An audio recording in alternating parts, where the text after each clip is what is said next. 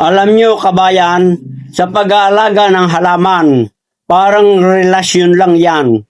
Kailangan ng oras, pag-aalaga at tamang timing. Mas okay magtanim sa umaga o sa hapon para hindi ma-stress ang halaman sa init. At kapag tagulan, magandang itanim ang mga gulay at leafy plants. Kailangan din ng tamang lupa kung leafy or herbs. Okay lang ang loam soil, yung malambot at may halong compost. Importante rin ang regular na pagbibisita sa mga halaman mo. Hindi lang para tingnan kung buhay pa sila, kundi para makita kung may peste, kulang sa tubig o kailangan ng bagong paso. Pagdating sa fertilizer, kung kaya mo, go for the organic, compost, vermicast, kahit durog na dry leaves. Sobrang laking tulong, mas gentle at mas healthy pa ang soil. At siyempre, kabayan, wastong pagdidilig, hindi araw-araw, kundi depende sa halaman.